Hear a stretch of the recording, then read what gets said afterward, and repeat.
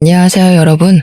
저는 현재 나이 40대 후반이고 중학생이 된 딸을 키우고 있는 학부형입니다. 저에게 몇 년 전에 일어났던 아주 웃기고 기가 막힌 일을 한번 풀어볼까 싶어서 이렇게 사연을 올리게 되었습니다. 저는 나이가 30이 되었을 무렵 지금의 남편을 소개받아 만나게 되었습니다. 소개팅이라는 자리가 불편하기도 하고 약간 편견이 있었다고나 할까요? 이 나이에 아직도 여자친구가 없어서 주변 사람들의 소개로 사람을 만나야 한다는 게 마음에 걸리는 부분이긴 했습니다.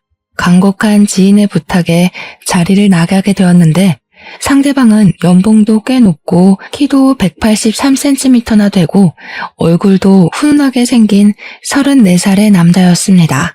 저는 그 남자를 보자마자 더욱 의심을 하게 되었죠. 모난 구석이 하나도 없는데 왜 여자친구가 아직도 없을까 하고 말입니다. 길 가다가 명함만 뿌려도 여자가 따라붙을 것 같은 사람인데 이런 소개팅 자리를 전전긍긍하고 있다는 게 이상하지 않겠습니까? 그래도 사진으로 받아본 외모가 제 이상형에 가깝기도 하고 무엇보다 키가 큰 사람을 선호하고 있었기에 소개팅을 했습니다. 제가 여자치고는 키가 꽤 큰 편이라서 외적으로 마음에 들었고 만나보니 예상과는 다르게 진중하고 깔끔한 성격을 가지고 있길래 연애를 시작하게 되었습니다. 2년 정도 진득하게 만나본 뒤 제 나이 32살이 되었을 때 프로포즈를 받고 결혼을 하기로 약속했는데 그제야 이 남자가 저에게 속사정을 이야기하더라고요. 사실은 자기가 오래전에 결혼을 약속했었던 여자가 있었는데 파혼을 하게 되었었다는 과거 연애사였습니다. 그런데 그 이유가 다른 것도 아닌 예비 시모와 예비 신우 때문이었다고 털어놓더군요. 저는 갑자기 받은 황당한 고백에 놀라서 이게 다 무슨 소리냐고 물어보니까 예비 시모와 예비 신우가 시집살이를 시키듯 결혼하려고 약속했던 전 여자친구에게 핀잔을 줬다는 겁니다. 전 여자친구가 이혼 가정에서 자라 아버지와 단둘이 살고 있었고 내놓으라 할 직업이 따로 없었던 여자여서 그랬는지 시댁 식구들이 엄청나게 무시를 했었다고 하더라고요. 결국은 전 여자친구가 견디지 못하고 파혼 선언을 했고 결혼이 파토나는 바람에 상처를 입어 오랜 시간 혼자 지냈다고 했습니다. 한동안 여자 만날 생각이 전혀 없었는데 지인들 등살에 못 이겨 저를 소개받게 되었고 마음이 깊어져서 결혼까지 하고 싶어졌다고 이야기를 하더군요. 아무튼 예비 신우도 2년 전에 결혼을 했고 예비 시모 또한 자기가 그 이후로 여자를 만나지 않으니 걱정이 심해져서 간섭을 줄였다고 했습니다.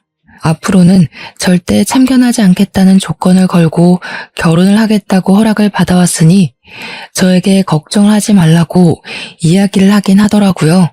자기가 다 지켜줄 수 있다고 이전 같은 상황은 절대 만들지 않겠다고 저에게 후원장담을 했습니다. 근데 솔직히 제 입장에서는 너무나도 찝찝한 이야기지 않겠습니까? 그런 말뿐인 약속은 필요 없다고 이야기를 했죠. 결혼을 다시 생각해보는 게 좋겠다고 시간을 가지자고 강경하게 나가니까 조바심이 난 예비신랑은 저에게 각서를 쓰겠다고 했습니다. 신우가 시집갈 때 본인이 돈 5천만 원을 빌려줬었는데 신우가 시집살이를 시키려고 들면 그 돈을 가지고 협박이라도 해서 괴롭히지 못하게 만들겠다는 것이었습니다. 시모가 괴롭힐 경우를 대비해서 1년 동안은 혼인신고를 미루고 살았으면 좋겠다 하니 그 조건까지 받아들이고 각서를 쓰자고 하더라고요. 아파트 명의도 제 명의로 해두겠다고 생활비 통장이며 적금 통장이며 전부 제 명의로 해주겠다고 했습니다. 무슨 일이 생겨도 본인에게 무조건 이야기해달라고 하는데 믿음이 가더라고요. 그래서 약속했던 모든 걸 꼭 지켜달라고 신신당부를 한 뒤 결혼을 준비하게 되었습니다. 아니나 다를까 시댁에 인사를 드리러 갔더니 예비 시모가 저를 보자마자 입을 열었습니다. 대학을 어디 학교 나왔어? 우리 아들 만나기 전까지 남자는 몇 명이나 만나봤어? 음식은 좀 할 줄 알아? 아침에는 몇 시쯤 일어나니? 하면서요. 물어볼 게 얼마나 많은 건지 제가 입을 열기도 전에 질문만 수십 개가 쏟아지는 듯한 느낌이었습니다. 어안이 벙벙했던 저는 날카롭지 않게 대꾸하려고 그런 질문은 왜 하시는 거냐고 조심스럽게 물어봤습니다.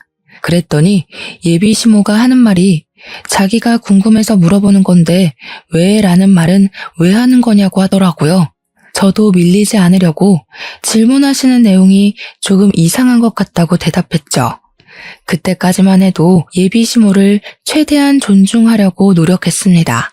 저는 예비 시모에게 대학은 땡땡 여대를 나왔고 남자를 몇 명 사귀어 봤냐는 질문에는 딱히 대답할 가치가 없는 것 같다. 음식은 기본은 할 줄 안다. 결혼 후에는 남편과 같이 입맛을 맞춰 나갈 거니까 둘이 같이 요리를 하면서 해결해 나가겠다. 평일 아침에는 출근 시간 맞춰서 일어나고 주말에는 늦잠을 잔다고 시모의 질문 속도에 맞춰 쏟아내듯 이야기를 했습니다.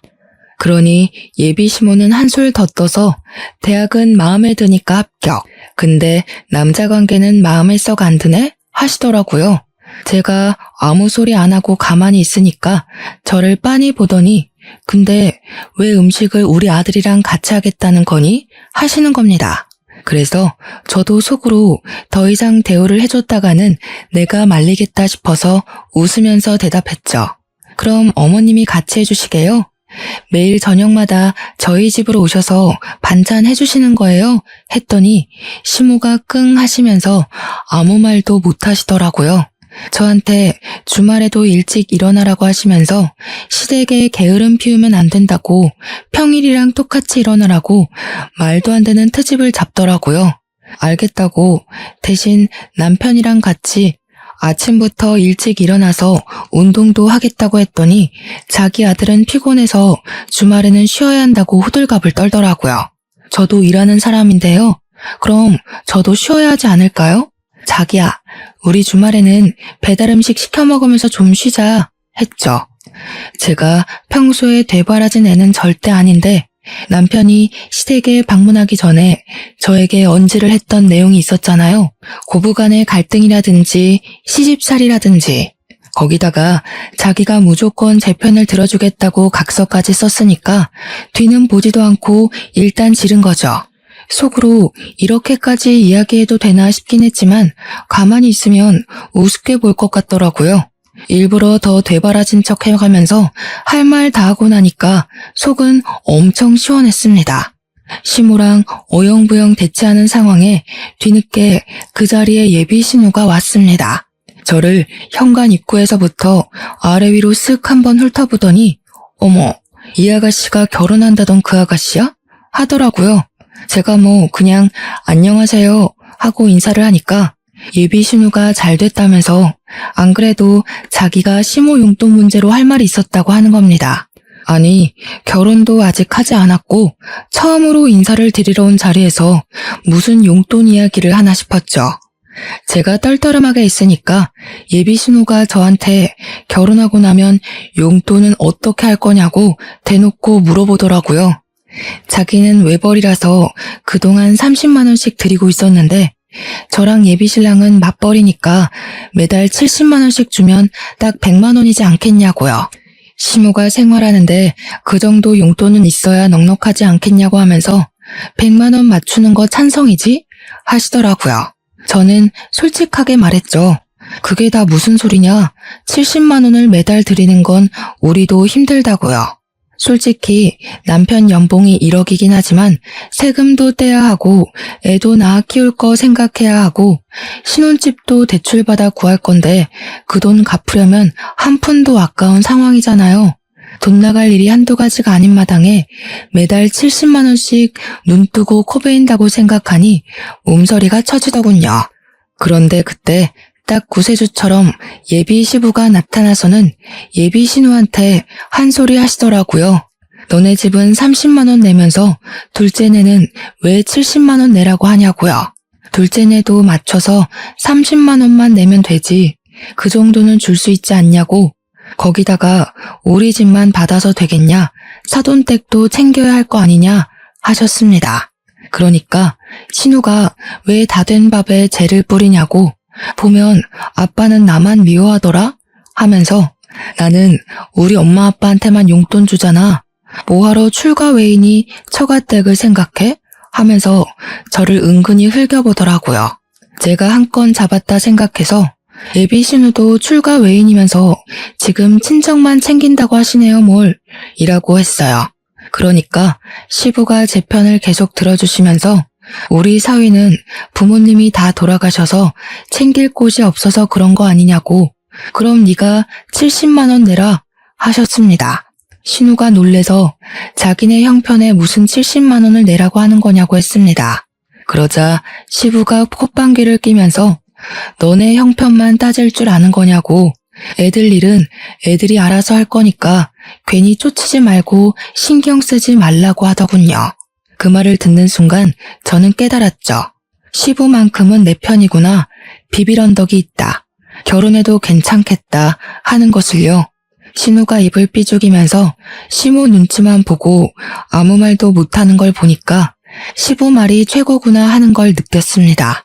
당연히 우리 집에서는 뭐 연봉 1억에 키도 크고 얼굴도 훈훈하게 생긴 우리 남편을 당연히 쌍수 들고 좋다고 하셨고요.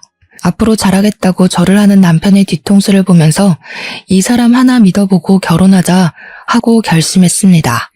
양가 상견례 자리 분위기 자체는 나쁘지 않았었는데 아주 미묘한 사건 한 가지가 터졌습니다. 신혼집은 남편과 제가 같이 대출을 받아서 구하기로 했고 혼수는 양가에서 반반씩 지원을 해주시기로 말을 다 마쳤습니다. 예단이니 예물이니 한창 떠들면서 훈훈한 분위기를 이어가는 와중에 신우가 갑자기 음식을 앞에 두고 우욱하면서 헛구역질을 하는 거예요. 순간 온 가족이 얼음이 되어서 신우를 빤히 쳐다보니까 신우가 웃으면서 사실 자기가 임신을 했다고 이야기를 하는 겁니다. 저는 기가 막히고 코가 막혔죠. 다른 자리도 아니고 굳이 저와 남편의 상견례 자리에서 임신했다고 말을 하는 게 뭔 행동인가 싶어서요. 제가 저도 모르게 허 하면서 신우를 바라보니까 신우가 자기 임신한 사실을 많은 사람들 앞에서 축하받고 싶었다고 하는 겁니다. 거기서 멈췄으면 사연에 덧붙이지도 않았을 텐데 글쎄 이 정신 나간 신우가 우리 부모님한테 그러는 거예요. 임신한 게 축복이니만큼 사돈 어르신들도 자기한테 선물 하나 해주시라고요. 제가 속으로 이게 무슨 개 같은 경우인가 하고 신우를 보고 있는데 저희 부모님도 무척이나 당황하신 거죠. 말로는 축하드려요 사돈 하는데 시모가 축하하면 성의를 보이시면 어떠냐고 사돈 댁에서 선물 하나 해주세요. 말로만 축하하지 마시고요. 하는 겁니다. 어쩜 그리 모녀가 쌍으로 뻔뻔할 수 있는지 제가 가만히 있어서는 안 되겠다 싶더라고요. 그래서 신우한테 다른 날도 아니고 제 상견례 자리에서 갑자기 이게 무슨 소리냐고 사납게 물어봤죠. 그러니 신우가 눈 동그랗게 뜨고는 뭐가 문제냐는 식으로 올케는 내가 임신 소식 전하는 게 아니고 하는 거예요. 완전히 여우가 따로 없죠. 저한테 다 뒤집어 씌우려고 저런 소리를 하는 거잖아요. 제가 그 자리에서 싫은데요? 하면 속 좁은 사람이 되는 거고 축하드려요 하면 꼼짝없이 선물을 바쳐야 하잖아요. 근데 남편이 딱 그러더라고요. 선물을 왜 우리 장인 장모한테 해달라고 하냐고요. 매형이 그 정도 능력도 없는 사람이냐면서 제 편을 딱 들어주는데 속이 시원하더라고요. 시부가 남편 편을 들면서 그러더라고요. 가족끼리 선물은 무슨 건강관리나 잘하라고요. 허구한 날 빨빨거리면서 싸돌아다니지 말라고요. 시부가 혀를 끌끌 차면서 너도 이제 자식이 생겨서 느끼겠지만 부모가 돼서 속도 썩고 고생을 해봐야 알지 하셨습니다. 이게 덕담인지 고생하라고 저주를 퍼붓는 건지 살짝 헷갈리긴 했어요. 신우가 씩씩거리면서 말로만 축하하는 게 어디 있냐고 두 손을 내미는데 제가 그랬죠. 엎드려 절받기도 아니고 마음에서 우러러 나오는 선물을 받으셔야 하지 않겠냐고요. 달라고 우겨서 받아내면 그게 강탈이지 선물인가요? 제가 아기 베넷저고리 정도는 해드릴 수 있다고 했습니다. 제가 막 기분을 살살 건드리면서 이야기를 하니까 저희 부모님도 깜짝 놀라시더라고요. 제가 평소에 그런 말을 하는 애가 아닌데 날선 반응을 일으키니까 저희 부모님이 저를 발로 툭툭 치셨지만 저는 오르쇠했습니다. 아무튼 신우가 자기는 연말쯤 출산할 예정이라고 하는데 저희가 말을 나눈 결혼식 날짜가 연말이었거든요. 천천히 결혼 준비해서 그쯤 결혼식을 올리면 괜찮겠다 했더니만 신우 출산이랑 겹쳐질 것 같더라고요. 다시 날짜를 상의하면서 결혼식을 조금 일찍 하는 게 좋겠다 하는데 신우가 그러는 겁니다. 결혼식에 예쁘게 입고 가려면 몸매 관리도 좀 해야 하니까 더 미뤘다가 자기 살 빼면 하라고요. 기가 막히지 않습니까? 이게 말인지 똥인지 어이가 없어서 제 결혼식에 신우 몸매가 뭐가 중요하냐고 그냥 서둘러서 하겠다고 했죠. 원래 일이라는 게 연달아서 터지기 마련이잖아요. 분명 남편이랑 저랑 결혼 전에 피임을 잘하고 있었는데요. 축복이라는 게 갑자기 찾아오게 된 거죠. 제가 임신을 하게 된 것이었습니다. 그래서 예정했던 결혼식 날보다 훨씬 당겨서 결혼식을 올리게 되어 부랴부랴 준비를 하게 되었습니다. 너무나도 급작스럽게 이뤄진 결혼에 양가에서도 개눈 감추듯 결혼식을 올리게 되었다며 조금 서운해하시기도 했죠. 근데 원래는 각서에 결혼하고 나서 1년 동안은 혼인신고를 하지 않기로 했었잖아요. 아이가 생겨서 혼인신고를 하긴 해야 할 것 같은데 당장 하기에는 또 마음에 걸리고 남편과 상의 후에 아이 낳기 전에 혼인신고를 하자고 약속을 하게 되었습니다. 저의 출산일은 다음 해 2월이었어요. 배가 나오기 전에 식을 올려야 한다고 생각을 했기에 천천히 여유를 가지고 준비하려고 했던 결혼식을 2달 만에 준비했고 저는 임신 4개월째에 결혼식을 올리게 되었습니다. 시댁에서는 겹경사라고 손주가 2이나 생긴다면서 엄청나게 좋아하셨고요. 저는 임신을 해서인 건지 결혼하고 나서 엄청난 간섭과 시집살이에 시달릴 거라 생각했던 것과는 반대로 걱정할 일은 전혀 없었습니다. 시모도 그렇고 신우도 그렇고 임신을 해서 그런 건지 트집 잡는 걸 딱 멈추셨거든요. 시댁에는 제사할 것도 딱히 없었고 명절에도 딱 하루만 시간 내서 같이 보내고 집으로 각자 돌아가는 그런 시기였습니다. 그래서 명절에도 뭐 밥을 한다거나 벌초를 간다거나 하는 일이 없었죠. 그렇게 시간이 흐르고 흘러서 12월이 되어 신우는 건강하게 아들을 출산하게 되었고요. 저도 그 다음 해에 2월에 아들을 출산을 했습니다. 건강하고 뽀얀 우리 아들을 보면서 정말 남편과 끌어안고 얼마나 울었는지 모르겠습니다. 시부모님은 2분 다 갑자기 생긴 손주 둘에 푹 빠져서 정신이 빠질 정도로 좋아하셨는데 아무래도 우리 아들이 대를 이어야 할 아들이라고 생각하셨던 것 같아요. 시부가 티가 날 정도로 우리 아들을 더 예뻐해 주시긴 했거든요.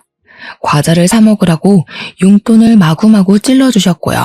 신우는 항상 그걸 가지고 불만을 토로했고 차별당하는 기분이 좋지 않다며 저에게 계속 이야기를 해댔습니다. 아무래도 시부성을 따른 손주가 더 귀한가 보다 하면서 차별 노래를 불러대니 저와 남편은 가시방석에 앉은 듯 했죠. 미안한 마음도 들고 하니까 저랑 남편이 일부러 신우네 아들 선물을 더 많이 챙기기도 했고요. 근데도 신우는 고마운 줄 모르고 맨날 우리 아빠가 나는 출가 외인이라 그러냐? 우리 애는 신경도 안 쓰네 하면서 서운해했습니다. 불만만 가득 뿜어대면서도 시댁에 와서 죽치고 있으니까 저도 너무 불편했죠. 하지만 시부가 매번 저에게만 용돈을 따로 찔러주시니까 할 말이 없는 입장인 거예요, 제가. 그렇게 시간이 흐르고 흘러서 3년쯤 흘렀던 어느 날 시부가 갑자기 우리 아들에게 뭐 필요한 거 없냐고 물어보시더라고요. 곰곰이 생각을 해보니 이제 슬슬 책이나 교구 같은 걸 사줘야겠다 하고 마음을 먹었었거든요. 가격이 꽤 나가서 고민 중이었는데 시부가 물어보니까 냉큼 동화 전집이랑 교구 같은 게 있었으면 좋겠다고 이야기를 했죠. 근데 통도 크게 120만 원짜리 교구 세트를 주문을 해주신 거예요. 저한테 자기가 후기 100개도 넘게 보면서 고른 거라고 하시는데 너무 마음에 들었죠. 시부한테 몇 번이나 감사합니다, 감사합니다 하고 친구들에게 자랑하고 싶어서 SNS에 딱 올렸는데 그걸 신우가 봐버린 거죠. 네, 제가 멍청했다는 거 잘 알고 있습니다. 하지만 신우랑 저랑 친구가 아니라서 염탐하고 있는 줄은 생각도 못했어요. 신우가 난리를 치면서 우리 아빠가 사줬다고? 나는 그런 거 사주지도 않았는데 왜 올케한테만 사줘? 하더라고요. 그러면서 저한테 우리 아빠가 사준 거니까 나눠 쓰자고 하는데 제가 할 말이 없어서 알겠다고 했죠. SNS에 올리지만 않았어도 이런 일이 없었을 텐데 제 팔자 제가 꼰 거 아니겠습니까? 필요한 거 있으면 빌려가시라고 이야기를 했더니 신우가 당장 와서는 몇 가지 교구를 들고 가더라고요. 그런데 짜증나는 게 신우가 빌려갔다 하면 함흥차사인 겁니다. 돌려줘야 하는데 돌려주지도 않고 빌려가기만 잔뜩 빌려가고요.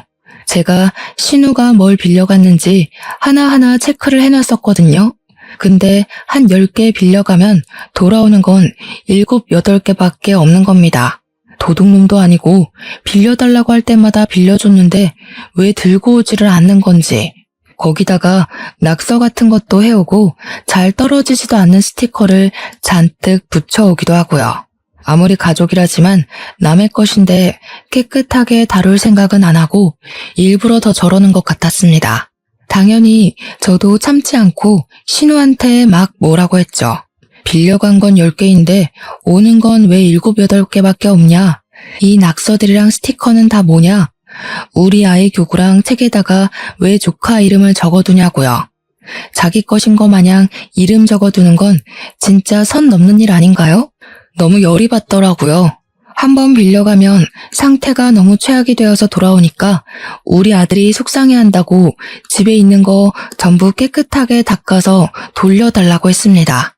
그러니까 신우가 저한테 나를 세우면서 하는 말이 우리 아빠가 사준 걸로 지금 생색내는 거냐고, 애들이 놀다 보면 그 정도 흠집은 나는 거 아니냐고 하더라고요. 저한테 더럽고 치사해서 돌려준다고 신우 집에 있던 교구들을 죄다 돌려주는데 진짜 하나같이 정상인 물건이 없었습니다. 책도 너덜너덜하고 교구들은 망가지고 부러지고 쓰레기가 따로 없었습니다. 신우가 우리 집에 획 던지더니 제가 또 한 소리 할까봐 서둘러서 조카 데리고 도망치듯 가더라고요. 문제는 그날 밤에 우리 애가 난리가 났죠. 왜 그러냐고 물어보니까 빠방이 하더라고요. 우리 아이가 애착 물건으로 여기는 자동차 장난감 하나가 있었는데 그 장난감이 사라지고 없는 거예요. 집에 방문했던 사람이 신우랑 시조카밖에 없었으니까 신우에게 전화를 걸었더니 모르겠다면서 딱 잡아떼더라고요. 제가 시조카가 들고 간 것 같으니까 집을 좀 찾아봤으면 좋겠다고 했죠. 그러니까 신우가 하는 말이 그거 얼마 하지도 않는 장난감 아니냐고 우리 애한테 그냥 주라고 그러는 거예요. 물론 가격 자체는 얼마 안 하는 거긴 했지만 우리의 애착 장난감이잖아요. 꼭 그 물건이어야만 하는 거거든요. 열받아서 신우한테 새 거 하나 사줄 테니까 집에 들고 간 건 돌려달라고 이야기를 했더니 신우가 약을 올리는 거예요. 뭘 새 걸 사주냐고, 우리 애도 이게 마음에 드는 것 같은데 너네가 새 거 써, 이래요. 아니 도둑도 아니고 자기가 들고 가놓고 처음에 모른 척하면서 없다고 잡아뗀 건 뭐냐고요, 화나게. 다음날 시부가 오랜만에 밥 먹자고 불러서 시댁에 가기로 했는데 속으로 완전히 벼르고 있었습니다. 시댁에 도착해서 시부랑 시모 다 있는 데서 신우한테 손 딱 내밀고 우리의 장난감 돌려주라고 했죠. 그러니까 신우가 인상을 팍 쓰면서 아니 아직도 장난감 타령을 하고 있냐고 하는 겁니다. 그거 뭐 하면 얼마나 한다고 그냥 우리 애 주라고 하지 않았냐고 신우 말이 웃음냐면서 으르렁거리더라고요. 제가 어이가 없어서 신우를 향해 싸늘하게 이야기를 했죠. 신우, 지금 조카를 도둑새끼로 키우려고 그래요? 남의 물건을 몰래 훔쳐갔으면 신우라도 정신 차리고 돌려주라고 해야 하는 게 맞지 않아요? 그러니까 신우도 삿대질을 하면서 너 지금 뭐라 그랬어? 하고 시모도 어머어머 하면서 난리가 났더라고요. 어디 신우한테 그런 말버릇을 하고 앉아있냐면서 세상 말세다 하는데 시무를 째려보면서 한술 더 떴죠 제가. 어머님은 조용히 있으세요. 우리 집에 물건 주러 와놓고는 훔쳐갔다고요. 아니 옳게 무슨 말을 그렇게 해? 애가 마음에 들어서 가지고 온 걸 가지고 도둑이니 뭐니 말이 너무 심한 거 아니야? 말이 심하다고요? 조카를 그렇게 키우면 애가 나중에 도둑밖에 더 되겠어요? 마음에 들어서 가지고 온다니. 그게 어느 나라 법입니까 도대체? 돌려주세요 그 자동차. 와, 옳게 무섭다 정말. 그거 얼마나 한다고 치사하게 군다? 치사하다고요? 신우가 가져가서 쓰레기로 만들어 온 교구가 한두 개인 줄 아세요? 아버님이 사주신 교구의 반 이상을 신우가 가져가서 쓰레기로 만들어 왔잖아요. 빌려갔으면 곱게 돌려줄 줄 알아야지. 죄다 망가뜨리고 부러뜨리고. 우리 애는 한 번도 써보지 못한 교구도 있어요. 그러자 시모가 교구는 무슨 교구? 하면서 은근히 끼어들더라고요. 신우는 여기서 왜 그런 소리까지 하냐면서 괜히 부채질하고 있고요. 이때다 싶어서 시부모 다 있을 때 확 그냥 터뜨려버렸죠. 시부가 저희 아이를 위해 사주신 건데 정말 너무 속상했거든요. 아버님이 저희 아이 쓰라고 사주신 교구가 있는데 그걸 알게 된 신우가 난리를 쳤어요. 애 차별하는 거냐고. 왜 우리 아들만 사주냐고 난리를 치길래 저도 죄송해서 같이 나눠 쓰자고 했죠. 빌려주면 갖다 주기로 했으면서 빌려가기만 하고 가져다 주질 않더라고요. 돌려줘도 낙서해 두고 찢고 망가뜨려서 주고요. 도대체 조카 이름은 왜 적어두는 거예요? 우리 아이 건데? 그 말이 끝나기 무섭게 시부가 버럭하면서 신우한테 너 그게 진짜야? 하더라고요. 그러면서 뒤이어 나온 말은 저를 경악에 물들게 했습니다. 너 내가 교구 사준다고 했을 때 네가 네 입으로 뭐라 그랬어? 그런 거 다 쓸모없다고. 애 장난감 사는 게 더 시급하다고 하면서 100만 원짜리 전동차 같은 거 사달라고 해서 사줬잖아. 내가 며느리한테 120만 원짜리 교구 사준 거 알고 나서는 눈에 불을 켜고 달려들어서 현금으로 20만 원도 받아가 놓고는. 그러니까 시부한테 받은 건 입을 싹 씻고 저한테 차별하면서 저희 아이 교구만 망가뜨리고 있었던 거죠. 어떻게 사람의 탈을 쓰고 저런 짓을 아무렇지도 않게 하는지 기가 막혀서 신우한테 저게 다 사실이냐고 이야기를 했어요. 신우도 지금 받아놓고 나한테 빌려주기 싫어서 입을 싹 씻은 거냐고 막 달려들었습니다. 그러니까 신우가 당황해하면서 교구를 같이 쓰자고 한 건 옳게 아니냐면서 자기가 뭘 잘못했냐고 하대요. 저도 신우한테 그럼 조카의 전동차를 빌려달라고 당당하게 요구를 했더니 신우가 그건 우리 애가 너무너무 좋아하는 거라 없으면 안 된대요. 신우도 지금 우리 아들 액착 장난감 들고 가서는 안 돌려주는 거 아니냐고, 내가 하면 로맨스고 남이 하면 불륜이냐고 물어봤죠. 그러니까 자기도 할 말이 없는지 입을 꾹 닫고 가만히 있더라고요. 우리 남편이 조용히 정색하고 있다가 갑자기 문 밖에 세워진 애들 타는 자동차 같은 거, 그게 아빠가 사준 거냐고 시부한테 묻더라고요. 시부가 맞는다고 고개를 끄덕이니까 현관문을 벌컥 열더니 그 자동차를 냅다 드는 겁니다. 그게 꽤 무거울 텐데 번쩍 들더니 차 문 열으라고 트렁크에 싣고 가자고 하는 거예요. 신우가 놀래서 우리 아들 거라고 뭐 하는 거냐고 하는데 남편이 개무시를 하더라고요. 남편이 차에 시동을 걸면서 왜 못 가져가게 하냐고 서로 나누고 치사하게 굴지 말자더니 우리도 빌려 탈게 하고 저보고 빨리 차에 타라고 하더라고요. 남편이랑 집으로 돌아오니까 바로 전동차를 꺼내더니 아들 태우라고 하는데 속이 시원했습니다. 전동차 상태를 보니까 신우가 애지중지한 것 같더라고요. 신우는 계속 남편한테 저한테 전화하는데 저희는 무음으로 돌려놓고 무시해버렸습니다. 남편이 집에서 유성매직을 가지고 오더니 아들에게 쥐어주고는 차에다가 낙서나 실컷 타라고 하는데 빵 터졌네요. 우리 아들 보고 이름 쓸 줄 모르냐고, 모르면 아무 그림이나 막 그려보라고 하는데 하얀색 전동차에 매직으로 낙서를 하더라고요. 거기에서 멈추지 않고 남편은 집에 있는 잘 뜯어지지도 않는 종이 스티커를 막 들고 오더니 차에 붙이기 시작했습니다. 이 정도는 해줘야 제대로 된 복수 아니겠냐고 하면서요. 그날 저녁에 심해부가 퇴근을 했는지 신우랑 같이 우리 집으로 찾아왔더라고요. 큰 봉투에 그동안 돌려주지 않았던 우리 아들의 장난감을 바리바리 싸들고 와서는 전동차 달라고 하더라고요. 제가 이미 더러워진 전동차를 가리키면서 가져가세요. 우리 아들은 별로 재미없대요. 했습니다. 전동차에 낙서랑 스티커가 잔뜩이니까 시조카가 엉엉 울면서 자기 거 아니라고 이런 거 없었다고 하는데 신우가 저를 째려보더라고요. 꼭 이렇게까지 치사하게 굴어야 속이 시원하겠냐고 이야기를 하는데 저도 신우처럼 눈 동그랗게 뜨고 모른 척 했습니다. 제가 뭘 어쨌냐고. 신우도 우리 아들 거 이렇게 다루길래 저도 그래도 되는 줄 알았죠 하면서 눈치 없는 사람처럼요. 심해부는 우리 부부에게 아무 소리도 하지 못하고 전동차를 낑낑 들고 집에 가자고 신우랑 시조카를 데리고 가더라고요. 그 뒤로 우리 아들 장난감을 빌려달라고 한다거나 훔쳐가는 일은 없어졌습니다. 하지만 그 이후에도 몇 번의 비교질이 있긴 있었습니다. 하지만 저는 모든 사실을 다 알게 되었죠. 사실은 시부가 그동안 저에게만 용돈을 주었던 게 아니라는 사실을요. 시모가 신우에게만 용돈을 주는 것을 시부가 알게 되어서 신우 몰래 저에게만 따로 용돈을 챙겨준 것이었습니다. 처음에 이야기를 들었을 때 얼마나 경악을 했었는지 제가 다 알게 되었다는 것을 신우에게 티를 내자 그 뒤로 저에게 아무 말도 하지 못하더군요.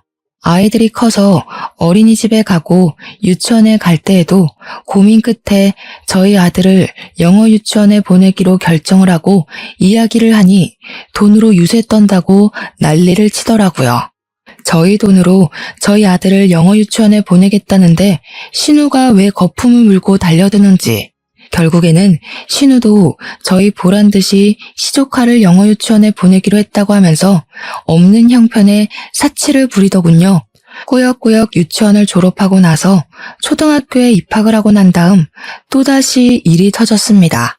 조카와 우리 아이가 초등학교 입학할 때 시부가 정년퇴직을 하시고 노후를 즐기시겠다고 선언을 하셨거든요.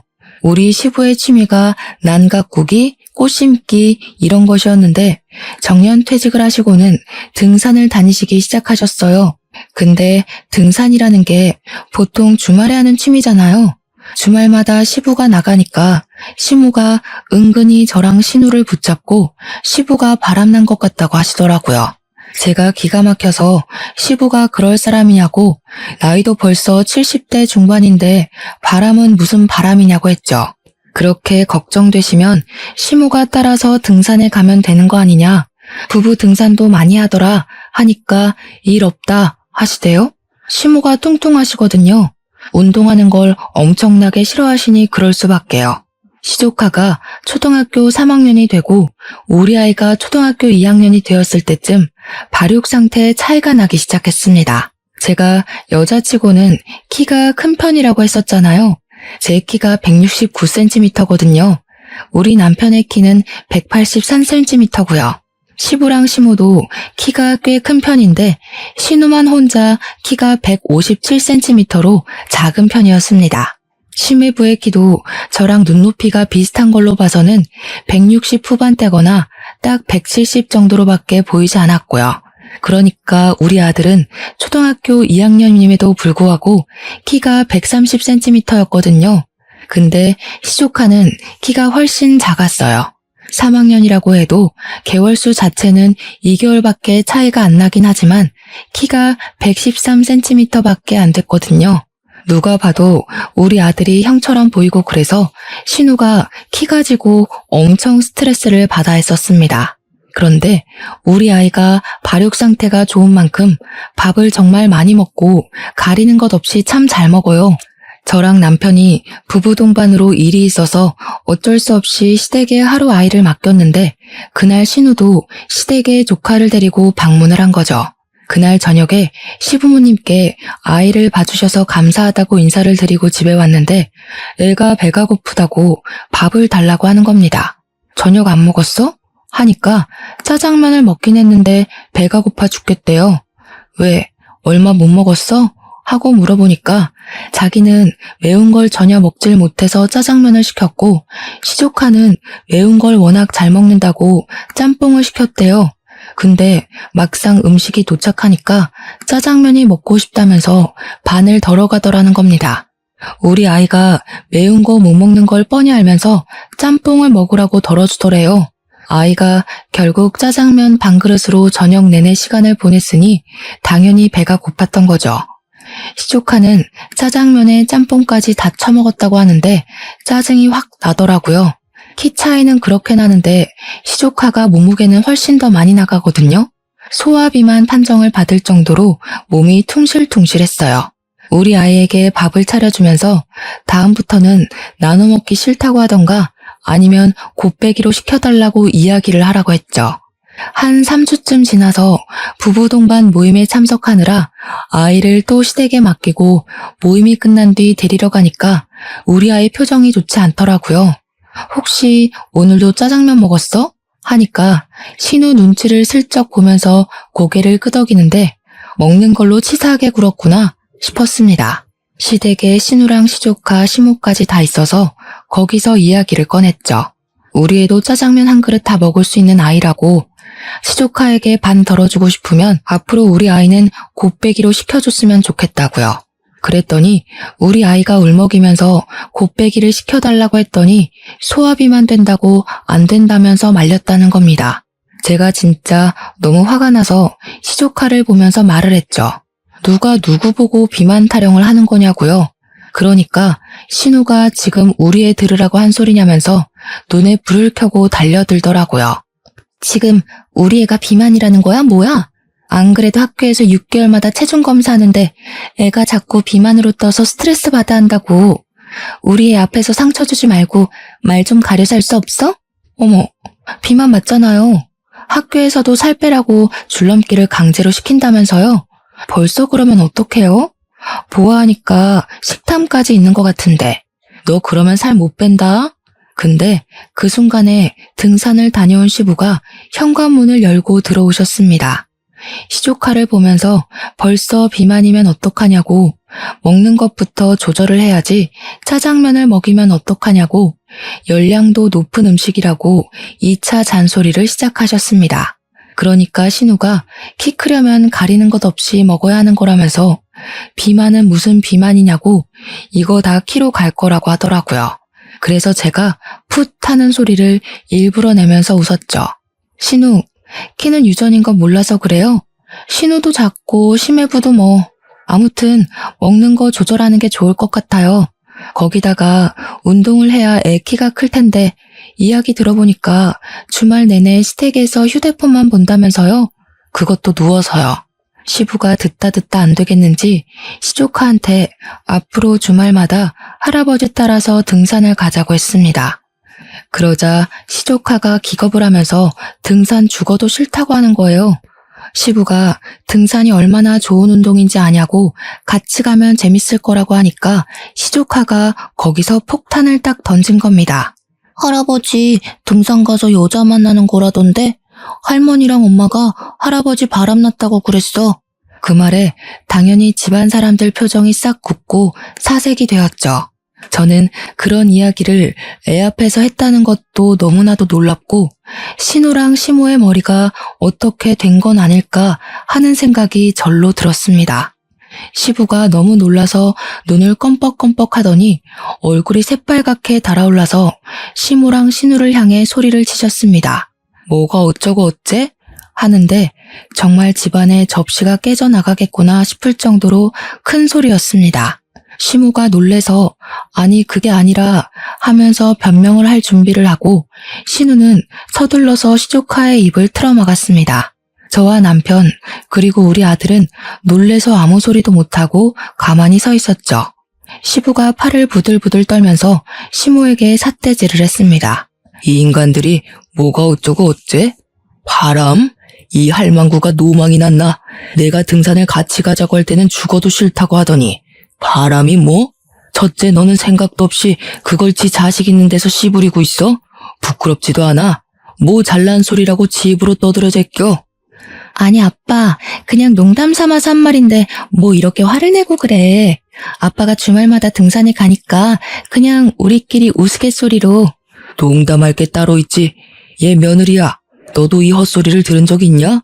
시선이 전부 저한테 한데 모였는데 이때다 싶은 마음도 슬쩍 들더라고요. 그래서 고개를 끄덕끄덕 했죠. 그러니 시부가 거실에 있던 휴지값을 시모 쪽으로 던지면서 화를 내셨습니다.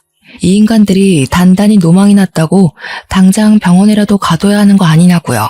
그런 소리를 씹으려서 사람을 부도덕한 사람으로 몰아간다고 하시면서 시부가 시모에게 그러셨습니다. 뭐 눈에는 뭐만 보인다더니 당신이 그런 소리를 자기한테 해도 되냐고요.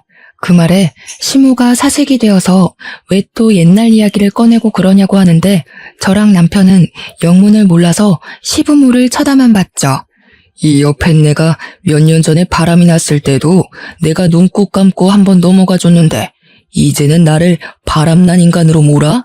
이런 부도덕하고 몰상식한 인간 같으니라고. 꼴도 보기 싫어. 나가. 그러더니 신우를 향해서 말씀하시더라고요. 네가 네 엄마 데리고 나가라고요. 끼리끼리 지지고 볶고 잘 살아보라면서 냅다 큰 보스턴백을 들고 오셔서 짐 싸라고 시모에게 던지셨어요. 시모는 끝까지 잘못했단 소리 없이 짐 싸서 신우 집으로 가시더라고요. 근데 신우가 제 코가 석자인 사람이잖아요. 며칠 지나고 신우가 시모에게 눈치를 줬나 봐요. 집으로 돌아가라고요. 시모가 울며 겨자 먹기로 시댁에 왔는데 시부가 비번도 바꿔버리고 행동력 있게 집도 부동산에 내놔버린 거죠. 시모한테 따로 살자고 하면서 황혼 이혼 모르냐고 별거 하자고 자기는 원룸 가서 살 거라면서 이혼 소송도 불사하겠다 선언을 하셨습니다. 꼼짝없이 신우가 시모를 모시고 살게 됐는데 시모도 돈이 없으니까 우리한테 시모를 모시고 가라고 떠넘기더라고요. 하지만 우리 남편이 든든하게 제 편 들어주기로 했잖아요. 딱 잘라 거절을 했습니다. 누구 때문에 파혼했었는지 기억도 못하는 거냐고. 마누라랑 각서 쓴 게 있어서 시모 모시고 살면 당장 이혼이라고 했죠.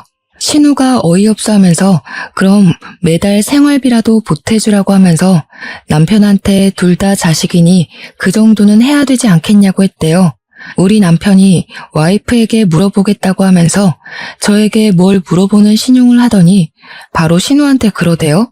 누나, 나 생활비는 못 도와줄 것 같아. 우리 와이프가 누나 시집갈 때 빌려준 5천만 원도 받아오라고 하는데 어떻게 생활비 이야기를 하겠어. 우리 남편이 한술 더 떠서 말을 하니까 제가 나설 필요도 없었습니다. 신우는 당황해하면서 그 돈 결혼 선물로 준 거 아니냐고 하니까 남편이 모르는 척 하더라고요. 누가 원수 같은 누나 결혼하는데 5천만 원이나 선물로 줘? 그때 차용증 쓴 거 내가 아직 가지고 있는 거 몰라서 그래? 신우는 남편 보고 독한 인간이라고 그걸 아직까지 가지고 있냐고 하더니 그 뒤로 생활비 보태라는 말이 쏙 들어가더라고요. 결국 시부랑 시모는 시부의 강력한 바람으로 이혼을 했고요. 시부는 지금 우리 집 근처 원룸에서 혼자 노후 라이프를 즐기고 계세요. 신우랑 시모는 맨날 나가라 못 나간다 하면서 싸우고 있다고 신우가 가끔 저에게 전화와서는 시모 모시고 가면 안 되겠냐고 하는데 누가 그 제안을 받아들이겠습니까? 당연히 거절하고 있고요. 남편은 결혼 전에 저에게 약속했던 대로 커다란 벽이 되어주고 있어서 시모도 차단해버리고 아이와 시부와 즐거운 시간 보내면서 살고 있습니다. 이래서 사람이 너무 욕심만 부리고 심술만 부리고 살면 안 된다는 걸 깨닫게 되네요. 여러분들도 이런 어처구니 없는 일을 당하시면 당황해하지 마시고 현명하게 잘 대처하길 바랍니다. 저의 긴 사연 들어주신 여러분 감사합니다. 행복한 하루 되세요.